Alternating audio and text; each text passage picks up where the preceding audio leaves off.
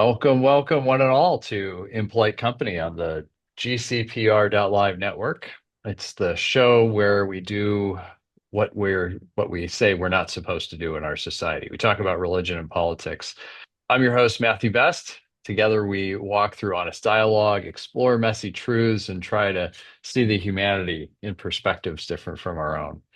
If you have a thought or a question or something to challenge, you can email me at contactimpolitecompany@gmail.com. And don't forget, you can subscribe to past and also see get notices on future episodes on Apple Podcasts, Spotify, iHeartRadio, and on YouTube and wherever you get your podcasts. Just search for Impolite Company.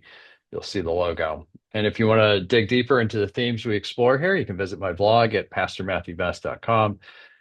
And if I really appreciate if you want to support what we're doing, you can go to buymeacoffee.com/impolite company. So let's get into today's conversation. I am super excited to welcome Rabbi Ariana Capptauber, who is the spiritual leader of Beth El Temple in Harrisburg, Pennsylvania. Originally from Potomac, Maryland, Rabbi Capptauber received a bachelor's in English and Peace and Justice Studies from Tufts University. She also studied Arabic and spent a semester living in Alexandria, Egypt. Well, that's interesting.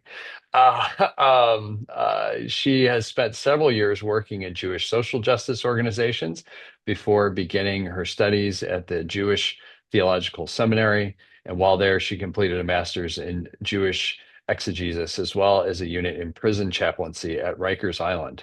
After ordination, she and her husband, Baruch, moved to Harrisburg, where they now are parents of two little boys. She's honored to work with many interfaith partners in Harrisburg and continues her advocacy for refugees, LGBTQ plus community, improved housing, and dialogue for peace, earning her awards such as the Torchbearer for Peace from the World Affairs Council and the Drum Major for Justice Award from the MLK 365. Ariana, welcome. Thanks so much for coming on to the show. Thank you so much, Matthew. I'm so excited to talk to you. Yeah, and we got when we were just talking about this before starting that there's a whole range of stuff that we're going to talk about, and we'll see how far we we get into it. Um, and this Absolutely. and this all stemmed from we had met together. We were both invited to a what was it? It was like an event with Meeting of other clergy in Hershey. media clergy, Yeah, right? And I just remember hearing the things you were talking about. I thought, oh my gosh, this is somebody that I need to talk more with. So I'm really grateful to have you on. likewise. So I want to start off, as I mentioned, I want to start off with like just personal motivations. I think the stories that we each have are so very interesting. Like everybody's individual story, and it gives them motivation for why. So, your work as a rabbi, what keeps you going? This is probably a question that you probably get from your congregation. What keeps you going when the world feels especially heavy and divided? And of course, there's nothing new under the sun. So, but this is what we are experiencing in this time and place. Yeah, all of that, what you said. I mean, in terms of there's nothing new under the sun, I think when I feel like things are especially bleak, I have only to look at the Bible and Jewish history to Yeah. see like things could be really a lot worse.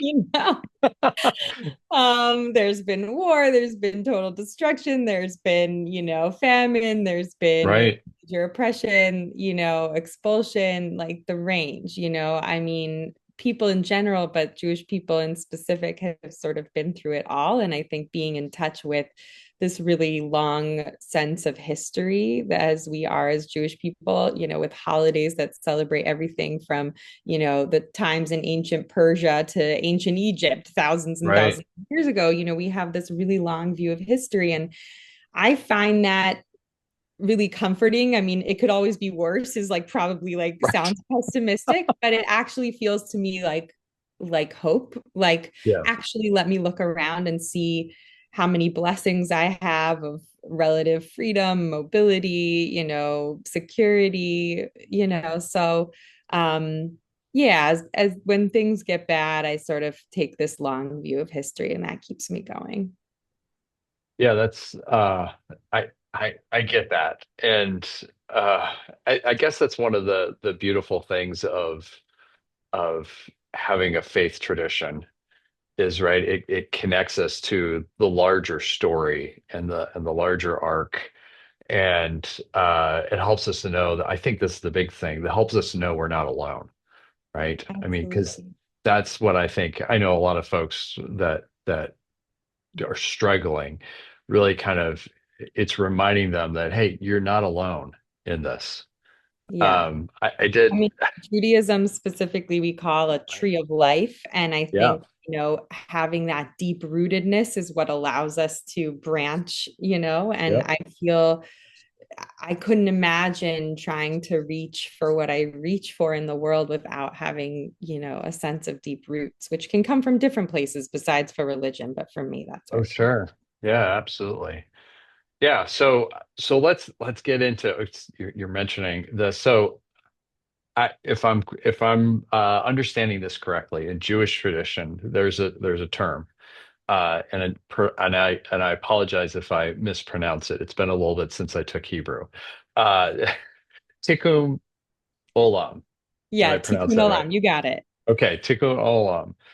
It's repairing the world, and I love this concept. Right, this is kind of really relates with the concept of shalom, wholeness, and restoration, and all that. And it's this concept of that. How do you when you think about that in relation to the current social and political climate, how do you see that kind of fitting in when when you look, it doesn't look like that's what's going on.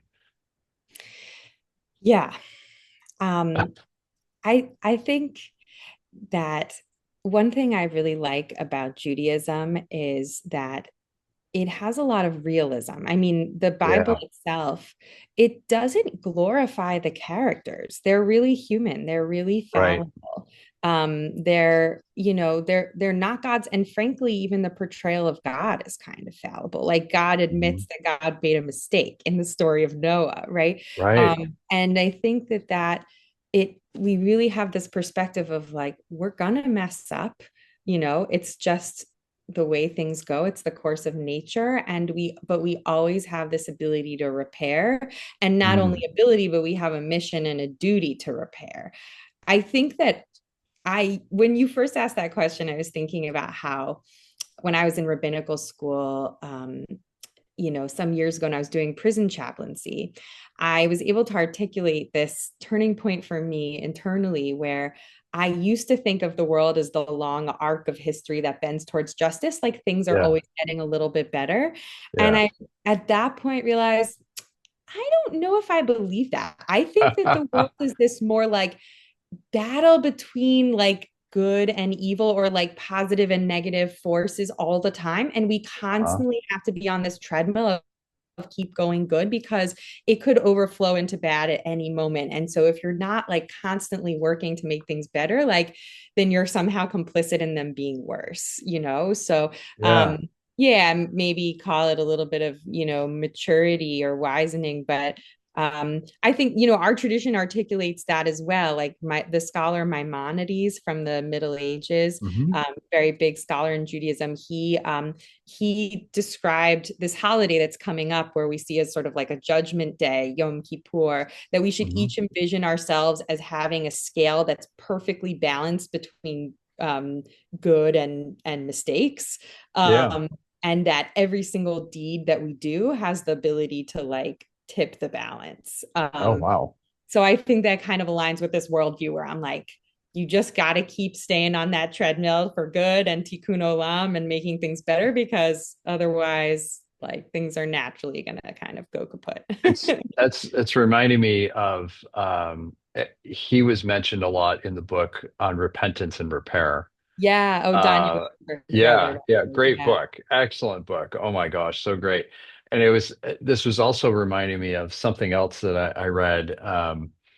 The person was talking about this quote that's attributed to Martin Luther King Jr., which he swiped it from somebody else. Uh, And this person was saying they didn't agree with it either. They think that we are constantly progressing both towards justice and injustice at the same time, Mm, which I think is a probably more accurate. And then sometimes we're moving more towards justice and less towards injustice, and other times we're moving more towards injustice, but we're moving towards both of them at the same time, is what the yeah, argument it's was. complex. And I mean, frankly, like, the more closely you look at anything, everything has pros and cons. So, Yeah, even the things we've done in our society, capitalism has lifted many people out of poverty and at the same time right, has kept many people in poverty. And so, sort of, right. you know, everything is complex. And so, and I also don't really believe in like good people or evil people. I think everyone's got a little bit of both of them, and it's more a matter of making good choices. Yeah.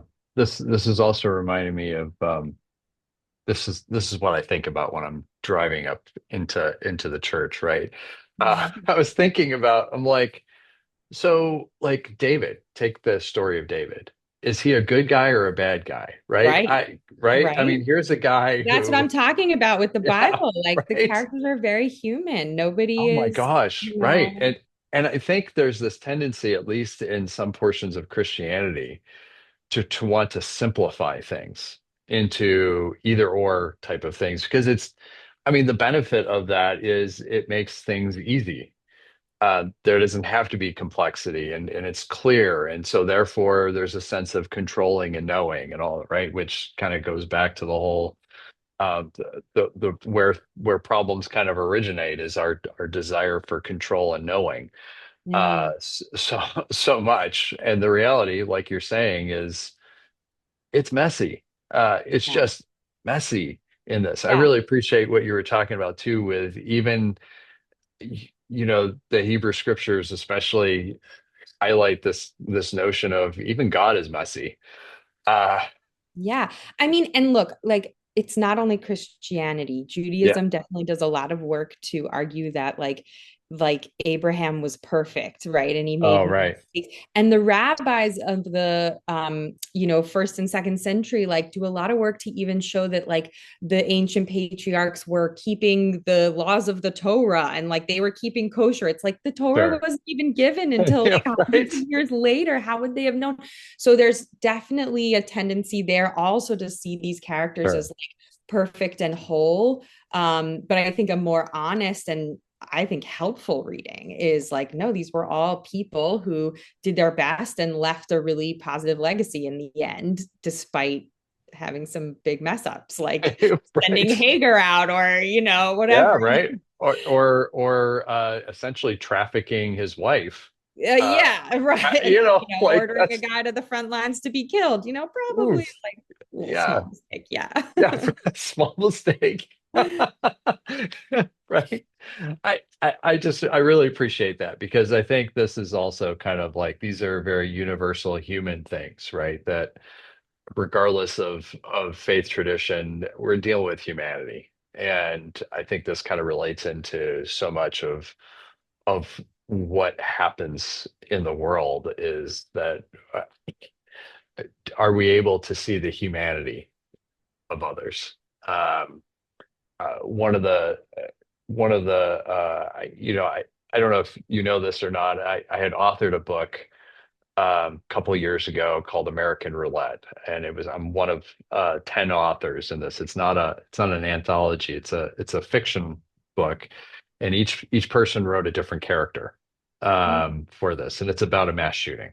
And the whole point of it is to highlight the humanity uh, of the people. So not just the victims, but also the perpetrator in that, because you know very well, and this is what kind of motivated me to want to do this, is when there's a shooting, what happens is, oh, thoughts and prayers, and then which I know for me sounds like blasphemy. um, and then And there's also a this, dehumanization of the yeah, perpetrator, like you said, right? right, Where like, oh, he was so evil and none of this could right. never happen to any of us. And all we need to do is like lock up all the psychologically disturbed people and then we'll Yep, like be free of violence. And it's like, no, actually, like everyone goes through hard times and some people like yep, go over a tripwire and go, and lose their sense of reality and justice and proper behavior. But like, they're human beings too, and that's yeah. why we need different protections. Yeah, but And I think it's yeah, that point and about it, the humanity of everybody. I mean, certainly having served at yeah. Rikers, right? I mean, that was very Oh, much right. something I had to contend with. Was like I was there serving the spiritual needs of people who I didn't know may or may not have committed a crime because they weren't convicted yet. Some Yeah, people would sure. test their innocence and other people wouldn't. And we're really in there dealing with what they had done and the consequences and the possible consequences, and they were human too, very human Yeah, and very loving often and very kind and yeah. excited and curious and spiritual, and it's like, and they did some really bad stuff. There Right. it all Yeah. is. Yeah. Yeah. So let's talk a little bit in a little bit of a broader sense of culture and the politics of faith, if we want to call it that, right? So how do you, especially coming from your perspective, how are you seeing American culture shaping the way that people understand faith right now and kind of vice versa? Does that question make sense, first of all? Can you say it one more time? Yeah, sure. How do you see, so you got American culture and you've got faith. And how do you see those two kind of shaping one another or Mm, informing one another right now? mhm. And then I have a thought about this too. So Yeah, or so do you want a second? I can share. Maybe. complex. um go for it.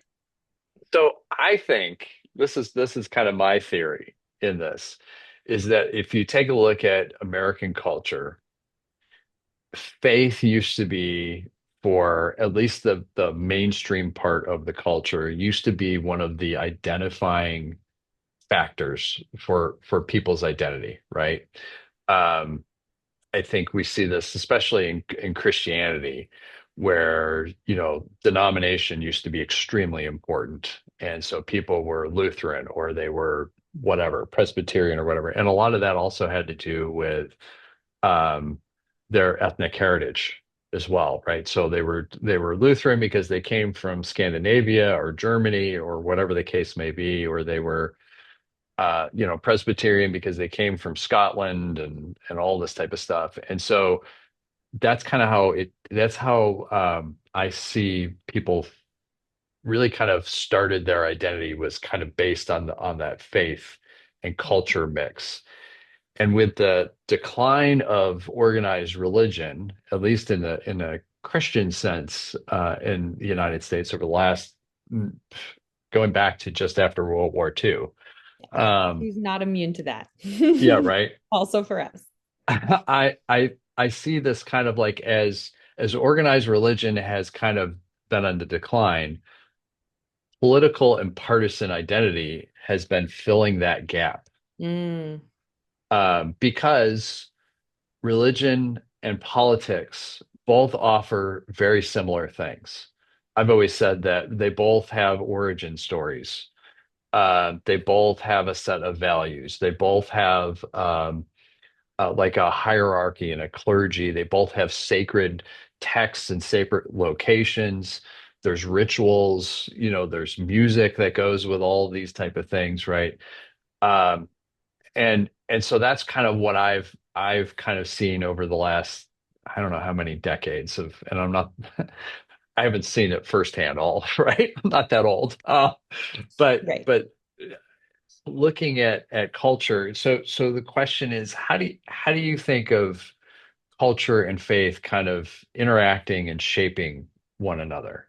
Mm, yeah, that's a great question. I mean, one of the first things I think about is like the way I approach religion in the 21st century is that it's an excellent community organizing tool. And I think Mm, that's what people get out of political partisanship potentially also, if if they're affiliated in the right way. But you know religion has been bringing people together around a common cause with common values and rituals and practices to the gatherings, for millennia, and, way before Judeo-Christian anything, like for Yeah. all of human existence, probably. Um, and it's a really excellent tool, especially in our atomized era. I mean, you say that politics is replacing religion, but I don't, I mean, in some ways, maybe, but I don't think so. I think that nothing is replacing religion. Like, I Mm. think that most people, like I'm very,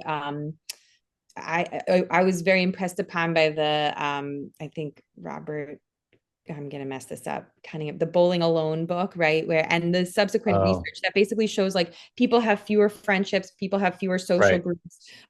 Like our society is, and there was a big Atlantic article about this recently. Yeah. Like it's a time of isolation, it's a time of atomization. And so if people are getting it through politics, great. But I think mostly they're grasping at ideologies because, like we said before, you have to be rooted in something in order to stretch, in order to go anywhere. And with the loss of religion as a value system, but also as a social network, Yeah. people, don't have, they're displaced, and they're, confused and sort of adrift, and so they're able to be like captured by kind of the whims of the culture, and like, oh, look at this conspiracy theory, isn't that Right. interesting, because I no longer have like a mythology system to believe in, and so now I can Right. believe in like QAnon or whatever. Like there's a big Yeah. gap there that's waiting to be filled. And I think that religion in some ways has itself to blame, right? I Mm. mean, I think Rabbi Abraham Joshua Heschel said, science is not the enemy of religion. If anything Right. destroyed religion, it's that religion became insipid and dull and irrelevant. And I think it was stiff, it was unwilling to change, and therefore it lost people. People just would rather leave than try to make it work. But I think like what's left at this point, like this deep into the 21st century, like, a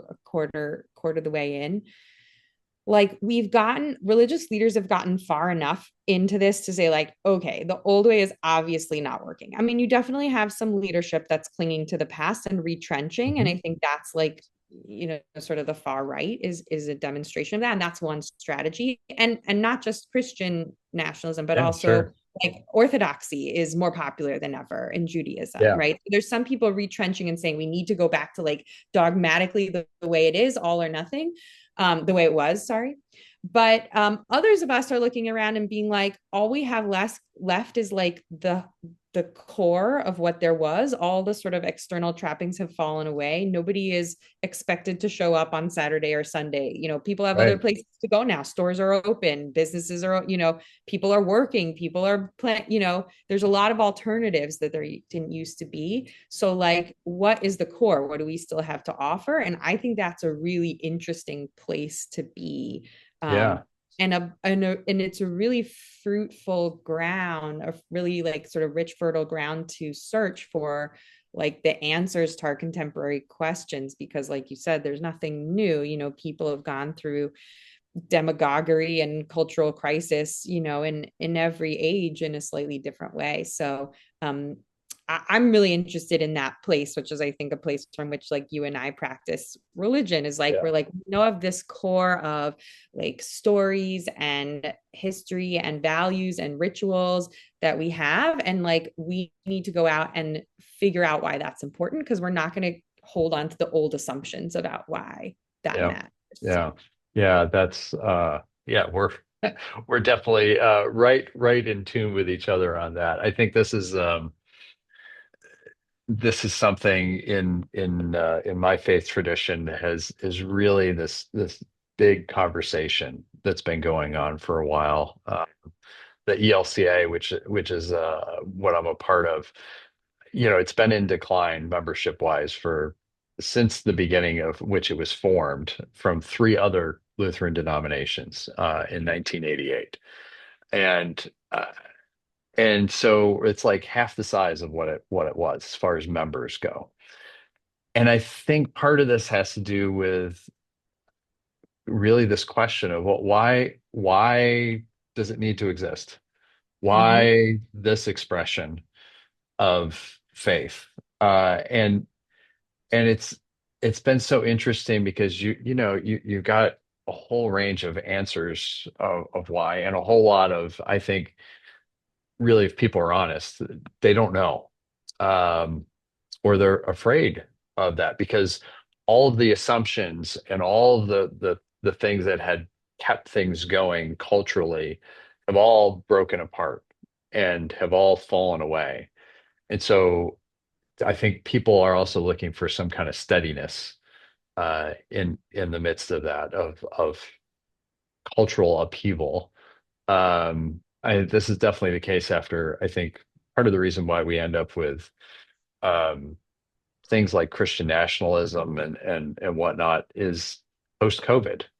That stuff was going on beforehand, but it's really like accelerated because what did COVID do? I mean, the world literally shut down.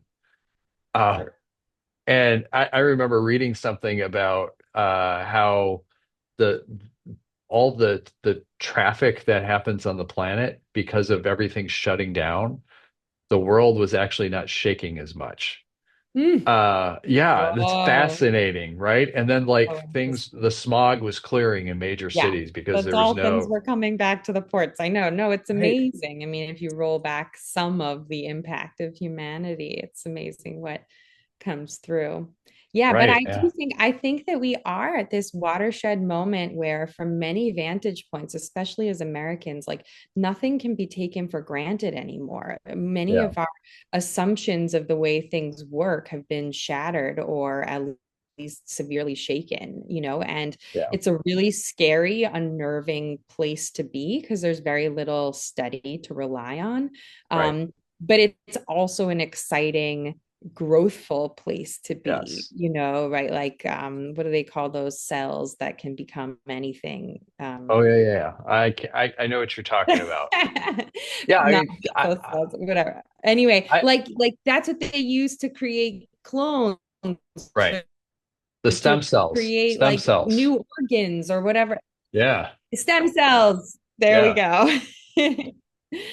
um yeah, that we're like in this stem cell place where we're sort of undifferentiated, where everything is like we don't know if we're safe anymore. We don't know if our right, government exists in the same way anymore. right, We don't know if our money exists. And I mean, we all pay with like our phones. We don't have paper right. money. I mean, everything you can't, nothing is tangible anymore. And it's like totally mind-blowing and terrifying, but it's also like so interesting and Yeah. so like so much potential. Like it could just go anywhere, and that's terrifying and also thrilling. When COVID started, this is to give you a sense of my I don't know, maybe craziness or whatever. Hey, the first thing that I thought of was not how terrible this was, which it was terrible. Uh, but wow, what an incredible opportunity for a reset. And what are we going to do with this?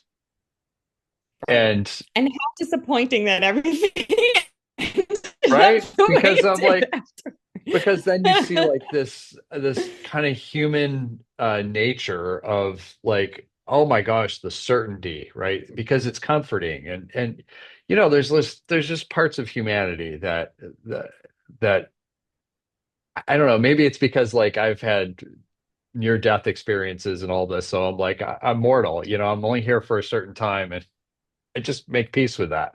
But I also get like the sense of, humans need almost a sense of at least a belief that they have some kind of sense of control, even though it's absurd that we have control. I think I wrote something about like, if we think we have control, keep in mind that we're like, 5 foot to 6'6" on a large rock swirling or turning around at incredible speeds, which are floating through space at even more incredible speeds around the sun. The mere fact that we're not hit by all sorts of stuff in space that could just end life as we know it in a split second is like if that doesn't give you the sense of we're not in control, I don't know what does. So anyway, Yeah, absolutely. But then again, you also need at least a measure of a sense of control right, because otherwise you're just given to nihilism. What is it all right, worth? And I might as well, just like lay in the sun all day because why right, not? So right. there's actually a really interesting Jewish teaching by a Hasidic rabbi, which was like a spiritual movement in the Mhm. 17th through 19th centuries, that teaches every person needs to carry in their pocket two notes.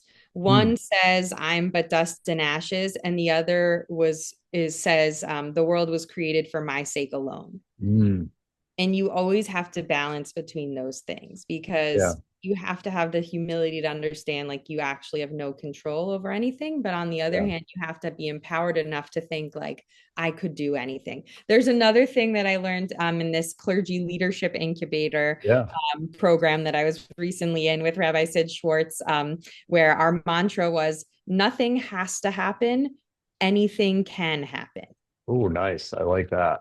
Isn't that good? And it's like, I yeah, like nothing that. has to happen. Like the world would just collapse into entropy if we did nothing more. And maybe that would be good. Like maybe nature would just take over and it would be fine, you know. But also anything can happen. Yeah. Yeah, that's good. Why don't I take a break for just a moment and talk about a couple of things? So this is my little ad break. Okay. I'm sitting back and relaxing. Talk about a couple of things that are near and dear to my heart, and it's really about placing faith in action. So first is Christ Lutheran Church here in Harrisburg, Pennsylvania, where I serve as pastor, and it's certainly more than a congregation. It's a healing community that hosts 3 free health clinics that have welcomed over 100,000 visits since 2018. And if you want to be part of something beautiful or come over for a visit at some point, people are welcome to do that. Check out christharrisburg.org and you can even schedule a tour or whatnot. Second, Memorial Blanket Project. Every year, people from all over the country, and even we've had blankets from across the world, make blankets and quilts for complete strangers.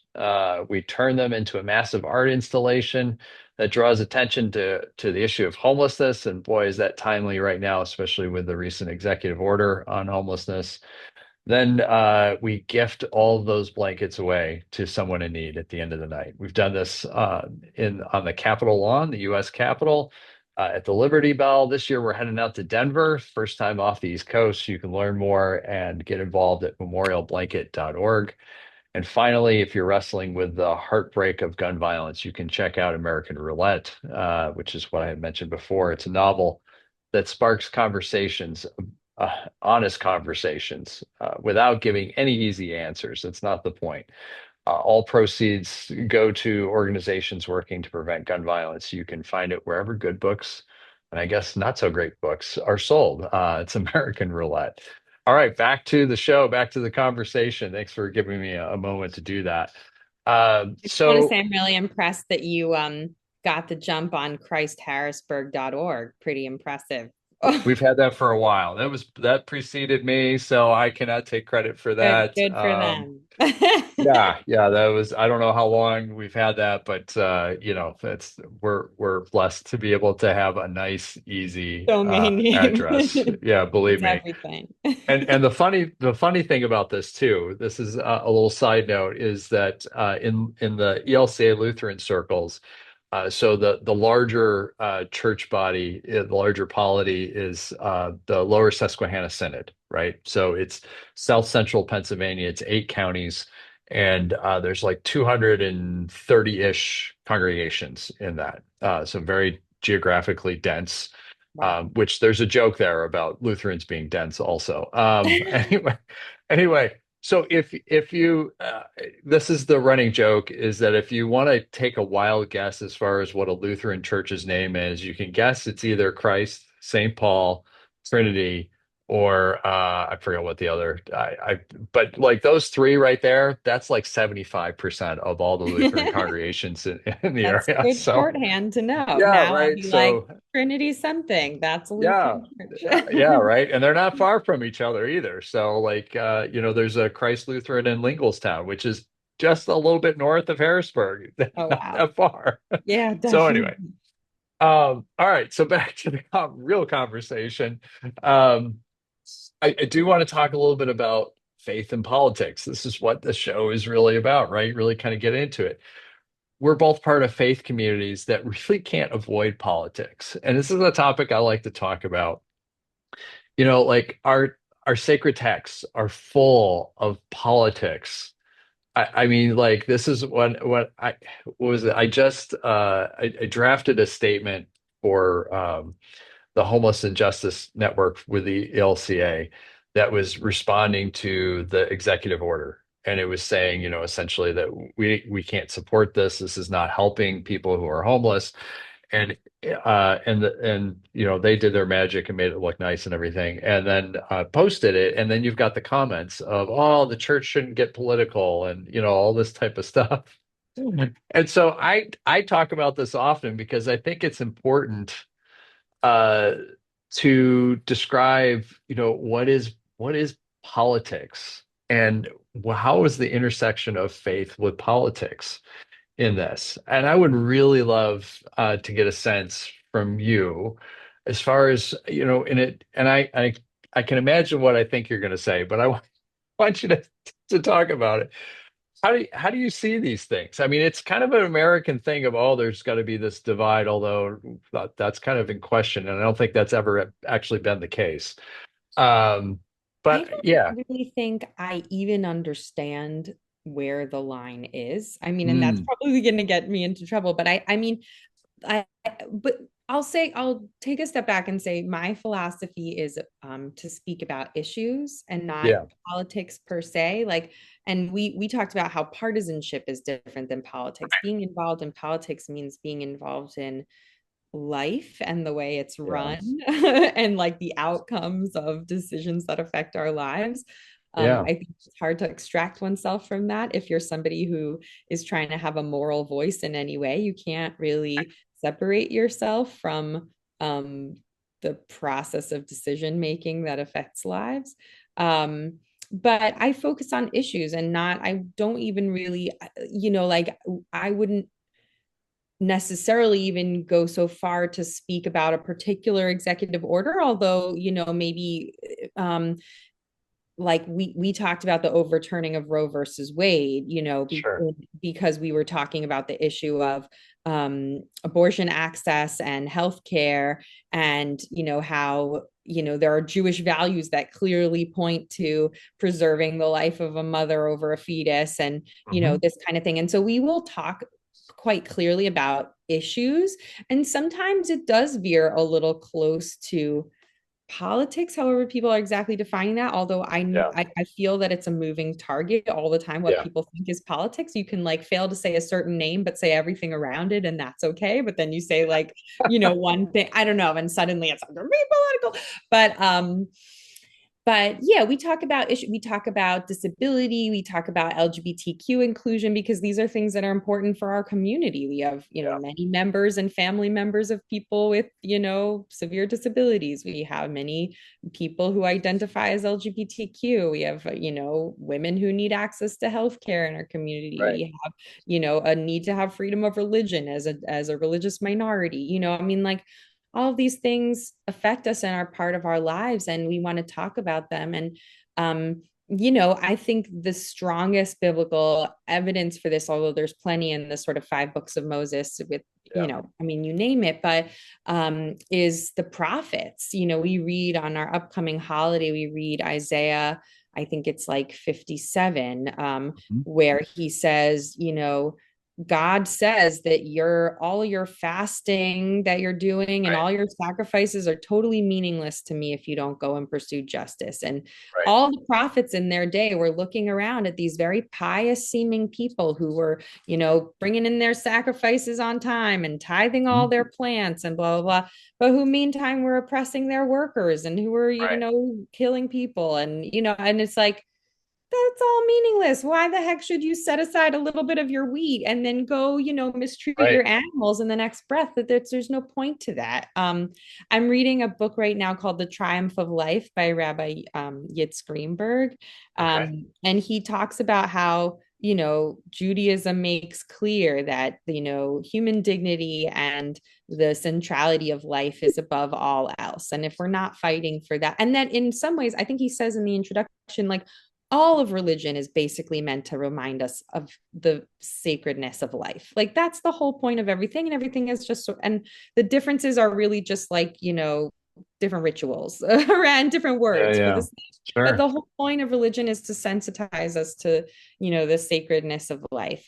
And um, if politics are, if not politics, but if government is having a say over issues that affect human dignity, then, the prophets would have been the first ones to stand up and say something Well, about it. yeah, of course, because there were often prophets right in the court of the In the court, kings. and the court put them there, like allowed them to Right. be there. They were like, Yeah, we right. need you to tell us what God says. And now we're like, oh, don't talk about, politics, Right. because we know. And at the same time, also governments are speaking on behalf of religion. They're like, you Right. can't Oh yeah, talk yeah. about it, but we are going to talk about religion. Yes. Oh yeah, right. I You I think religious leaders just say, sit still and be quiet in your nice yeah. little churches, Just but we are going to right. speak in the name of religion. Yeah. That's something that I'm like, where are the people that complain about, oh, you're being too political, pastor.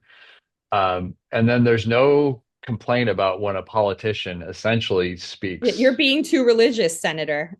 Yeah, where does that happen? That doesn't happen, right? It's a double Because standard. because it's to me when I hear that argument, I think there's a sincerity in the sense of there are some people who are just again trying to find that sense of refuge away from the world of all the division and everything else. Um, and at the same time, it also becomes this convenient way to try and shut down any type of critique because it's uncomfortable.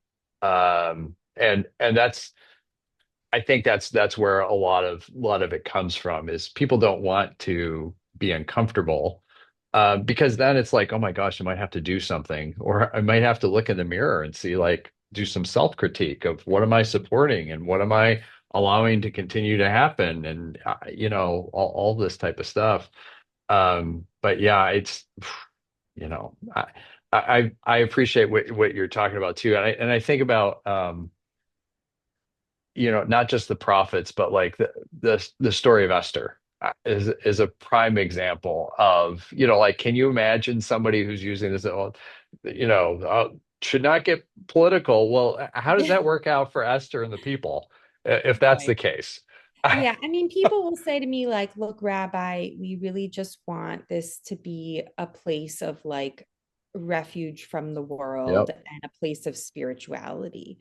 And I'm like, I maybe that works for you, but my spirituality can't be divorced from the world and life. Yep. Like, if I'm sitting in a room with blank walls and, no no imagery and no issues and just trying to find like emptiness, that doesn't really fulfill me Right. spiritually. Like, I feel ignited in my connection to the divine and to, the divine in all of us, and, the holiness of our work when I talk about caring for human beings who are the images of God. I Yep. mean, that is spirituality to me. And, Well, if that doesn't work for you, then maybe you need another rabbi. I don't know, but yeah, right.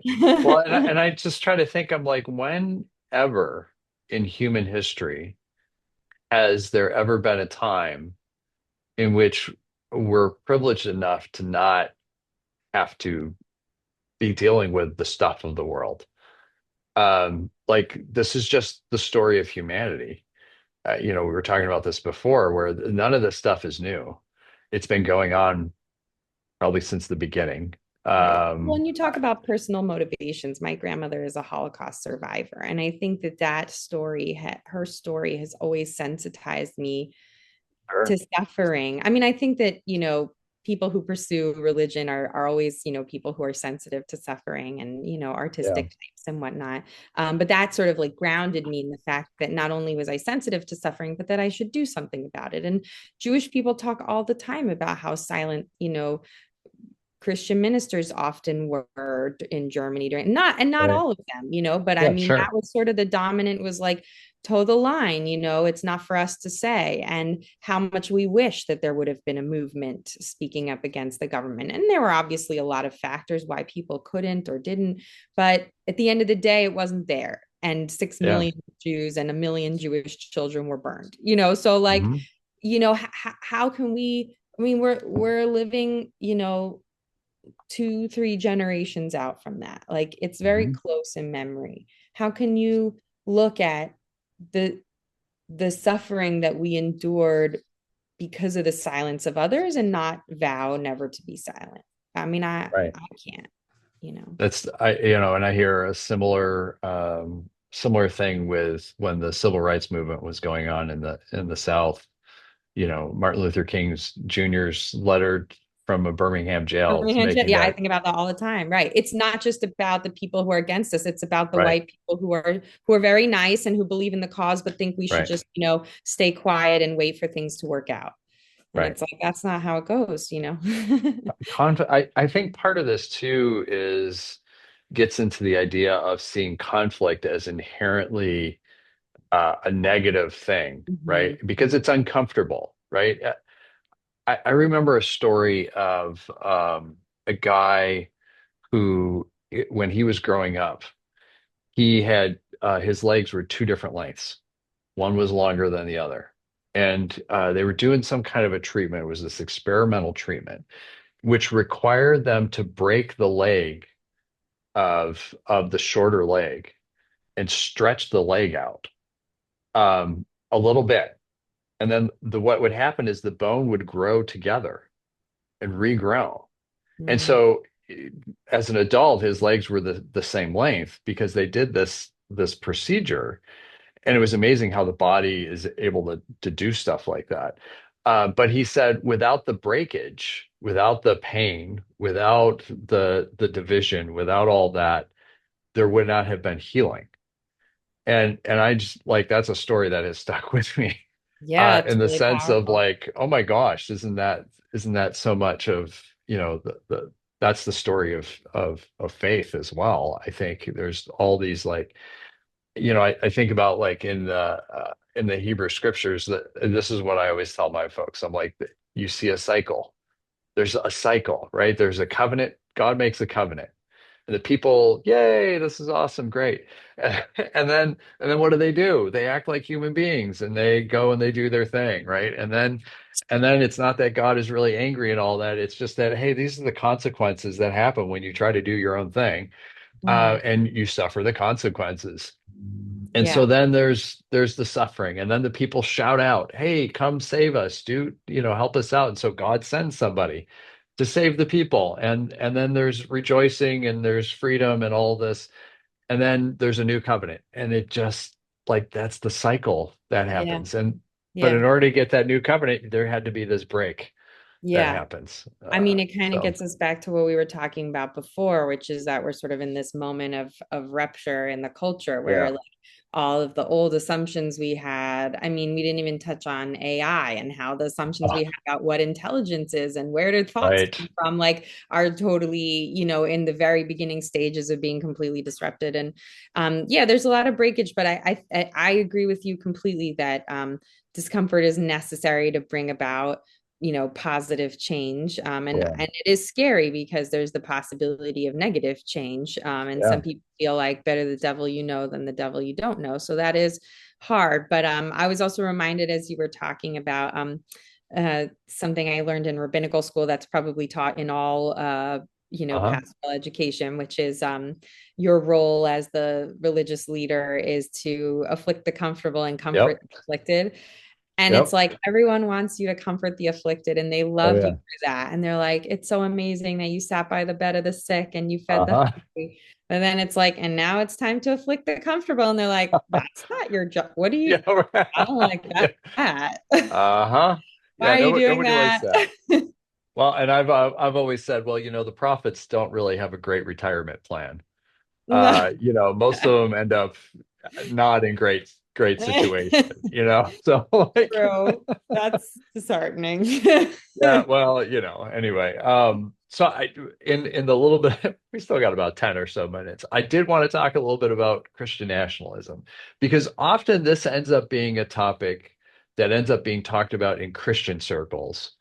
But this has an impact on everybody in this country.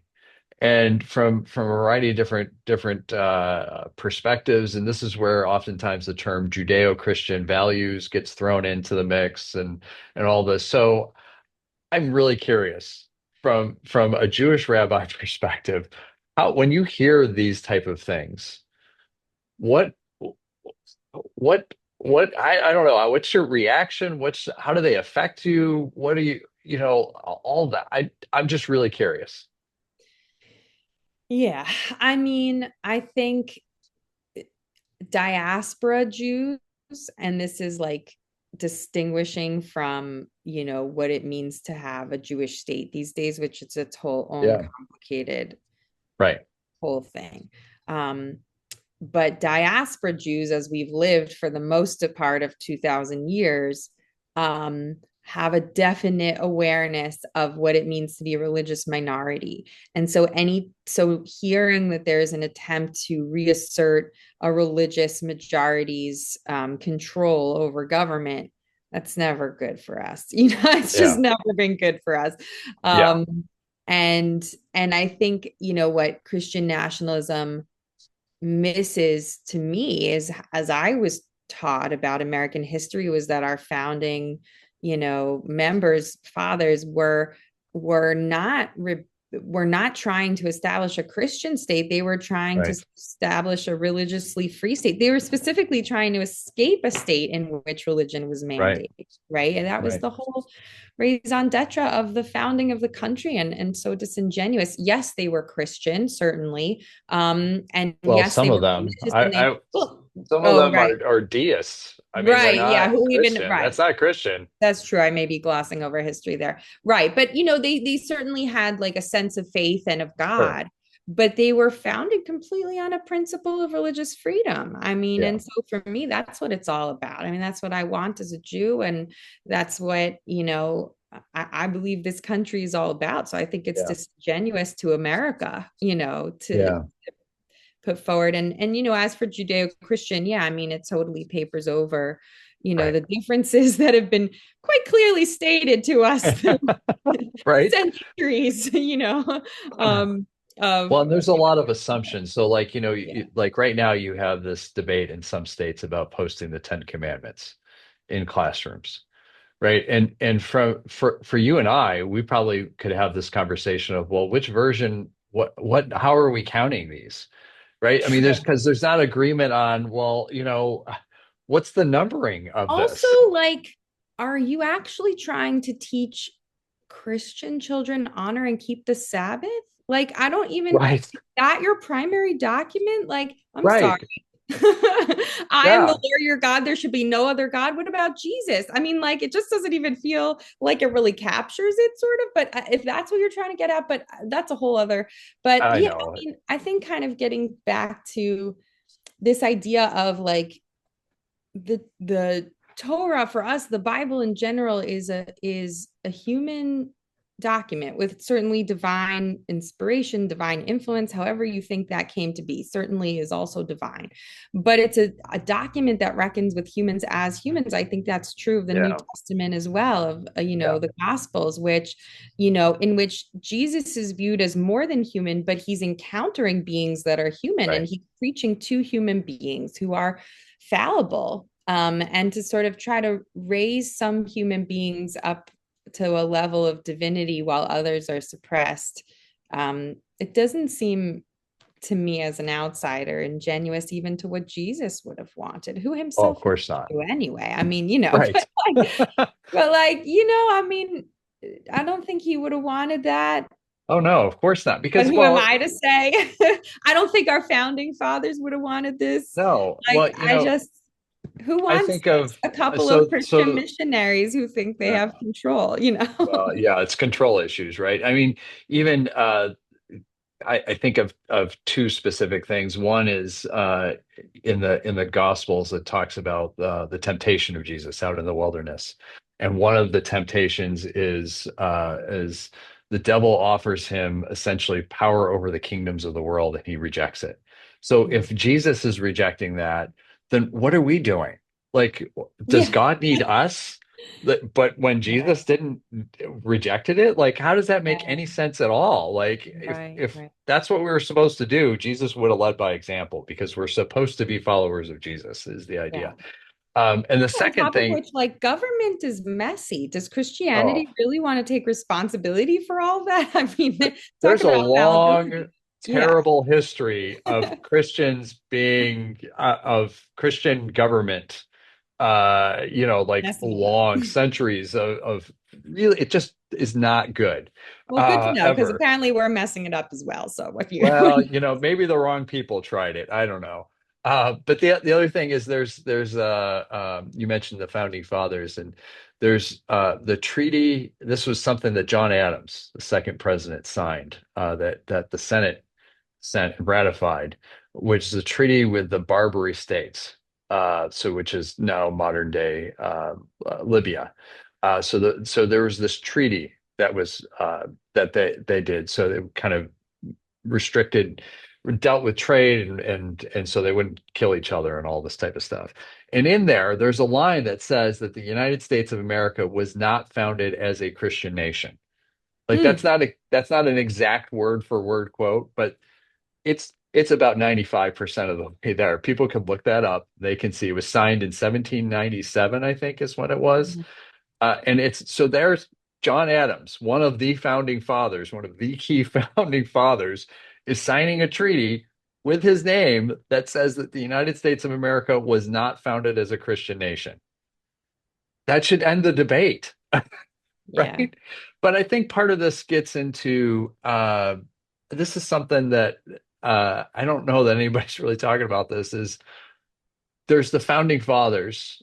And I think that a lot of the whole notion of Christian nationalism actually goes back to like the Puritans. Mm, Like the Puritan story is they left England because the Church of England wouldn't do what they wanted them to do. And so then they didn't come here first. They went to the Netherlands. And the Netherlands had freedom of religion. And so they could have stayed there and they could have practiced their Puritan version of Christianity. But they got upset because the Netherlands would not implement and force their faith onto the rest of the country.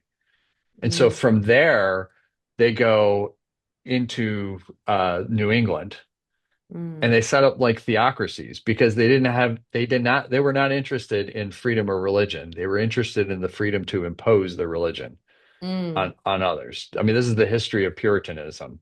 And so I feel like we're at this point of this, are we following what the founding fathers had talked about, at least the aspirational aspect of it, versus the Puritans, which both have a significant influence in this country, mm, mm, because those are two very different notions about dealing with faith, yeah. in that. And I feel like there's this group that are pushing Christian nationalism that are saying, forget the founding fathers.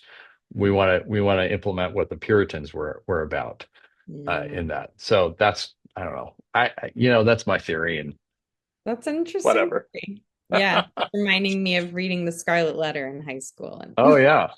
Right. that's Yeah. sort of my impression of Puritan culture. Yeah, there's this. We often have this thought of, oh, the Puritans, the belt buckles on the hat, and they had this happy little meal with the indigenous tribes, and that's a nice whitewashed version of the. I am not a fan of the Puritans. Yeah, I've said this before. Not a fan at all. yeah, Because of that idea of trying to impose yeah. on people and whatnot. Well, anyway, so we're pretty much out of time. Ariana, thank you so much for taking some time to just be on to talk about some really deep things, to give your perspective. I think it's really helpful. There's probably a million topics that we could have talked about, but this is what we talked about. So I just want to thank you again for coming on the show. Thank you so much for having me. I think that interfaith dialogue is always interesting and productive, and definitely sometimes uncomfortable and sometimes surprising, though I don't think in this case so much, but in my various experiences with it. But I always find that it's, like I said, productive and enjoyable in that way, and Yeah, positive discomfort. So thank you for absolutely. sharing That's this great. space, and I hope others can enjoy the conversation. Thanks.